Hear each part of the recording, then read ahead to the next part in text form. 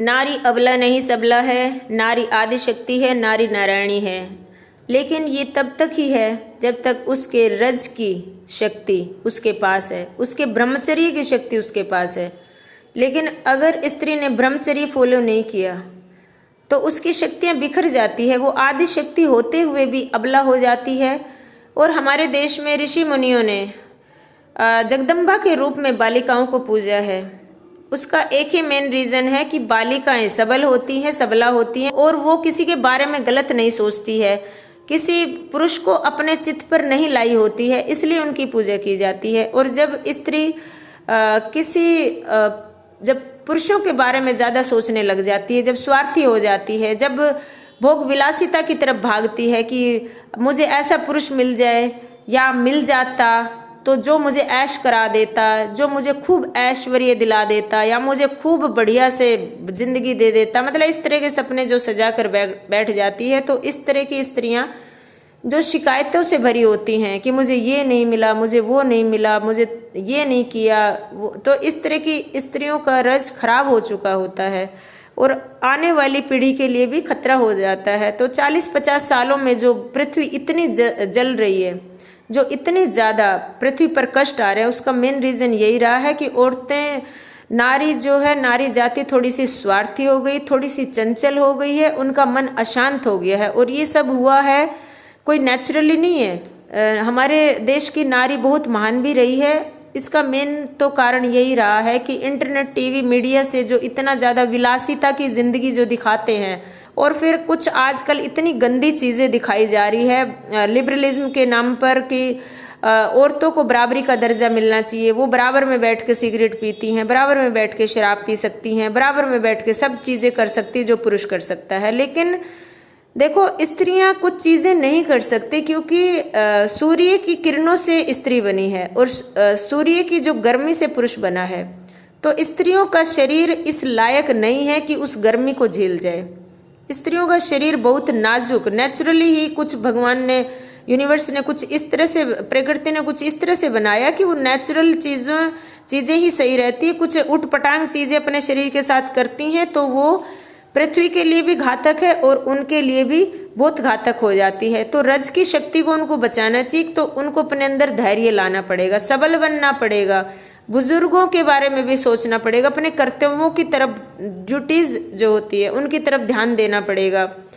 और आजकल तो 2-2 बच्चों को छोड़कर स्त्रियां भाग रही हैं और इनके पराये पुरुषों के चक्कर में जो है ना कि अपना घर बर्बाद कर रही हैं, और ट्विन फ्लेम्स और ये फलाना ढिमाका ये वो, तो ये सब नहीं होना चाहिए। ये कोई ट्विन फ्लेम नहीं होते, ये रज की शक्ति उनकी खराब हो जाती है और इस वजह से ये दूसरों के साथ भाग जाती हैं अपने बच्चों को छोड़कर। और कुछ लड़कियां भी इस तरह से अपने चित्त को खराब कर लेती हैं और वो भी अबलाई हो जाती हैं और वो शक्तिहीन हो जाती है। और जो पवित्र लड़कियां होती है उनको भी उकसा देती हैं कि कुछ नहीं होता, ये रजवज और ब्रह्मचर्य कुछ नहीं होता है, और इस तरह से वो उन लड़कियों को भी अपवित्र कर देती हैं। तो देखो, एक तो गर्म जलवायु वाला हमारा देश है, तो यहाँ पर ढीले ढाले वस्त्र ही सही रहते, क्योंकि यहाँ पर पहले ही उत्तेजक बहुत ज़्यादा है। हमारे यहाँ पर नर नारियाँ बहुत ही उत्तेजक हो जाते हैं, गर्मी का वो है। और दूसरा है कि इस तरह के उन्हें वस्त्र नहीं पहनने चाहिए जो टाइट है, जैसे कच्छे हैं, जांघिए हैं, अंडरवियर्स हैं, तो ये टाइट नहीं होने चाहिए। इससे रज उत्तेजना बढ़ेगी और उत्तेजित होता रहेगा।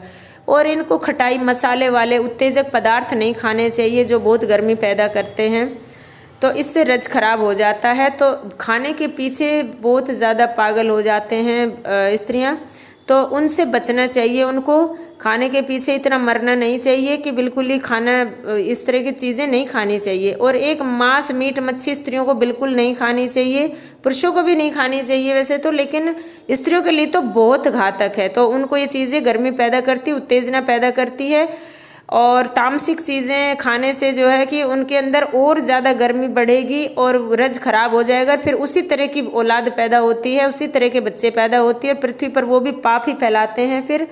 और दूसरा, स्पर्श से बचना चाहिए। और फिर एक बचना चाहिए शब्दों के जरिए। आजकल कम्युनिकेशन का ज़माना है, तो इंटरनेट, मीडिया के जरिए जो हम सुनते हैं, तो ऐसे शब्द ना सुने किसी भी पराये पुरुष से कि उनका रज खराब हो जाए, कि वो कुछ गलत बातें करे और हम अपने अंदर स्त्रियां जो है डाल लें, तो वो उनका सुनने का रूप का भी प्रभाव पड़ता है कि कुछ अलग अलग पुरुषों को ना देखे स्त्री।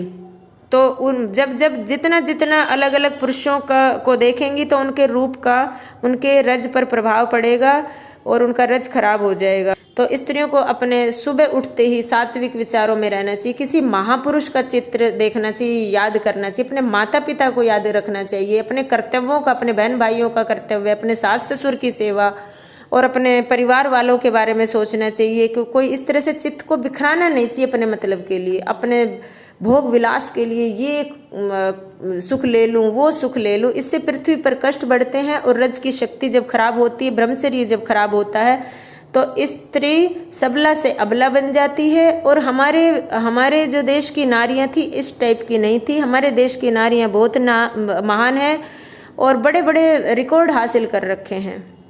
तो इस तरह से आने वाली वीडियो में भी हम कुछ जानकारी देते रहेंगे। वीडियो अच्छी लगे तो शेयर कर दीजिए, सब्सक्राइब कर दीजिए और लाइक भी कर दीजिए, ताकि मैं टाइम निकाल कर मेरा प्रोत्साहन बढ़ता रहे और मैं अच्छी अच्छी चीज़ें लेकर आती रहूं। जय हिंद, जय भारत।